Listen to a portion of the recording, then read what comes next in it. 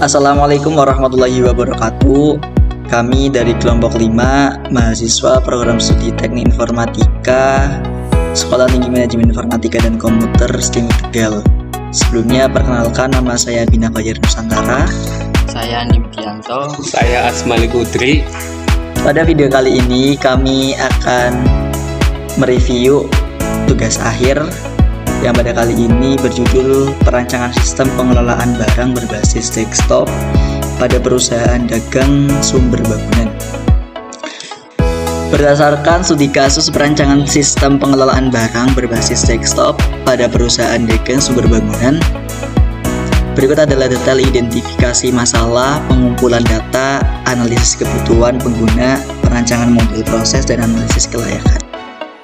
Yang pertama, identifikasi masalah. Permasalahan utama pada sumber bangunan adalah sistem pengelolaan yang berjalan masih dilakukan secara manual. Hal ini menyebabkan banyaknya kekurangan dan kelemahan seperti pelaporan. Hal ini menyebabkan beberapa masalah, antara lain yang pertama, proses pengelolaan barang yang manual. Saat ini, pengelolaan barang di PD sumber bangunan masih dilakukan secara manual yang menyebabkan berbagai keterbatasan dalam proses pengelolaan persediaan, kendala, dan pembuatan laporan. Proses manual dalam pengelolaan barang menyebabkan kesulitan dalam pembuatan laporan yang akurat dan tepat waktu. Kemudian, kurangnya efisiensi dan kecepatan. Karena sistem masih manual, proses kerja menjadi lebih lambat dan kurang efisien yang dapat menghambat operasi sehari-harinya. Kemudian, kurang mendukung pengambilan keputusan. Sistem manual tidak memberikan informasi yang cepat dan tepat untuk mendukung pengambilan keputusan yang efisien.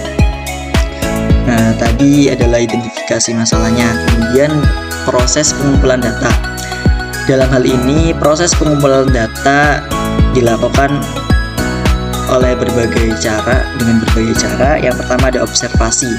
Metode pengumpulan data di mana peneliti mengamati secara langsung perilaku proses atau kejadian di lapangan. Kemudian dengan wawancara, metode pengumpulan data yang melibatkan interaksi langsung antara peneliti dan responden untuk menggali informasi lebih dalam. Kemudian berdasarkan dokumentasi. Dokumentasi dalam hal ini meliputi pengumpulan data dari sumber-sumber tertulis atau rekaman yang sudah ada seperti laporan, arsip, dan catatan yang ada dalam PD sumber bangunan tersebut.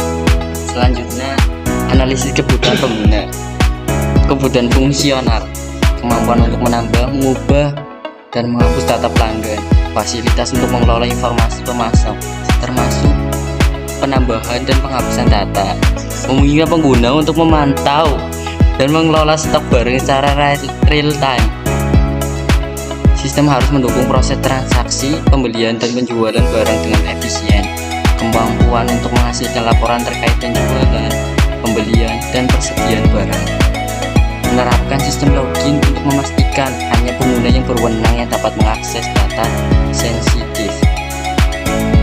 Kebutuhan non-fungsional. Antarmuka pengguna harus mudah dipahami dan digunakan oleh semua level pengguna, termasuk mereka yang tidak memiliki latar belakang teknis. Sistem harus mampu memproses transaksi dengan cepat dan efisien, terutama saat volume transaksi tinggi. Sistem harus memiliki tingkat keandalan tinggi dengan kemampuan untuk menangani kesalahan tanpa kehilangan data penting.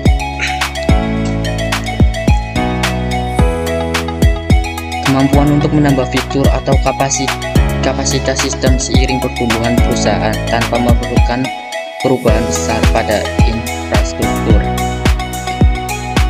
Perlindungan data sensitif melalui enkripsi dan kontrol akses yang ketat untuk mencegah akses tidak sah. Sistem harus dapat berintegrasi dengan perangkat lunak lain yang mungkin digunakan oleh perusahaan seperti perangkat lunak akuntansi dan manajemen proyek. 5. Analisis kelayakan. Yang pertama ada teknis. Sistem dirancang untuk berbasis desktop menggunakan Java, NetBeans 6.9.1, dan MySQL sebagai database. Kedua teknologi ini cukup stabil dan banyak digunakan dalam pengembangan aplikasi desktop. Yang kedua, ekonomi. analisis dampak ekonomi yang signifikan dalam jangka panjang, seperti efisiensi operasional yang meningkat, pengurangan kesalahan transaksi, dan peningkatan produksi. Yang ketiga ada operasional, analisis biaya operasional yang terjadi setelah implementasi sistem, seperti biaya pemeliharaan, update software, dan biaya tenaga kerja. Berdasarkan studi kasus perancangan sistem pengelolaan barang berbasis desktop pada perusahaan dagang sumber bangunan, berikut adalah perancangan antarmuka penggunaan atau UI UX, perancangan basis data, perancangan proses, dan juga dokumentasi sistem. 1. Perancangan antarmuka pengguna atau UI UX. Antarmuka pengguna berbasis desktop yang dirancang menggunakan Java NetBeans. UI ini mencakup from login, from pelanggan, from pemasok, from barang, dan laporan. 2. Perancangan basis data. MySQL digunakan sebagai sistem manajemen database untuk menyimpan semua data terkait pelanggan, pemasok, barang, dan juga transaksi. Selanjutnya perancangan proses. Di dalam perancangan proses, di sini ada analisis sistem berjalan. Kemudian tinjauan perusahaan. Terdapat uraian singkat tentang sejarah dan struktur organisasi PD sumber bangunan yang membantu dalam memahami konteks operasional perusahaan, terutama pada peneliti. Kemudian flow map. Dalam hal ini digunakan untuk menggambarkan proses-proses yang sedang berlangsung dalam sistem ini. Misalnya flow map data pelanggan, pemasok, pembelian barang, dan persediaan barang. Kemudian perancangan sistem penggunaan. Peta aliran sistem usulan. Yang pertama ada flow map data pelanggan usulan. Di sini menggambarkan aliran data yang berkaitan dengan pelanggan seperti registrasi, pencarian produk, dan riwayat pesanan. Kemudian flow map data pemasok usulan menggambarkan aliran data yang berkaitan dengan pemasok seperti penginputan pesanan, pelacakan status pengiriman, dan komunikasi dengan pemasok. Kemudian ada flow map pembelian barang usulan menggambarkan proses di mana pembelian barang termasuk penginputan, peminatan pembelian, verifikasi stok, dan konfirmasi pengiriman. Kemudian ada flow map persediaan barang usulan. Di sini menggambarkan proses pengelolaan stok barang termasuk monitoring level stok, reorder point, dan pelaporan persediaan. Kemudian ada diagram alir sistem data usulan. Diagram konteks sistem usulan merupakan diagram yang menampilkan skema besar tentang komponen-komponen sistem dan hubungan antara mereka. Kemudian ada diagram nol sistem usulan merupakan diagram yang menunjukkan awal dan akhir sistem serta semua proses yang terjadi di dalamnya. Kemudian 4 ada hubungan antar tabel. Setiap tabel dalam data dasar dirancang untuk memiliki hubungan yang tepat guna memastikan integritas data. Contohnya tabel user, kategori barang, dan pelanggan, pemasok, pembelian, penjualan, transfer barang, dan lain-lain. Rancangan output dan input. Output dimasukkan untuk memberi laporan yang informatif dan berguna seperti laporan penjualan, laporan pembelian, laporan pelanggan, dan laporan pemasok. Laporan rekap pembelian, laporan stok barang.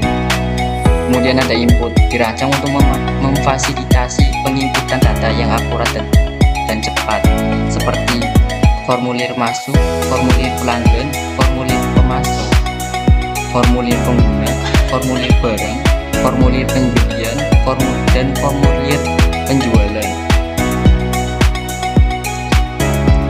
Dokumentasi sistem.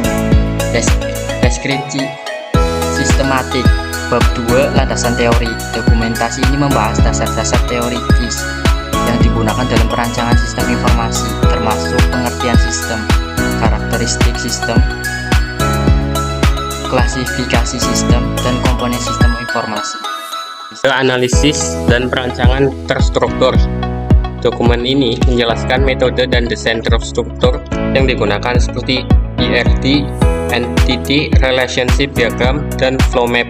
untuk menggambarkan hubungan antar entitas dan aliran data. 2. Desain detail.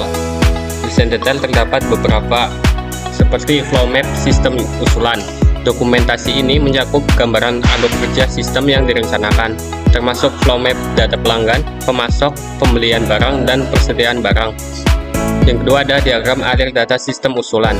Dokumentasi ini menampilkan diagram konteks dan diagram nol sistem usulan untuk memvisualisasikan skema besar dan awal atau akhir sistem.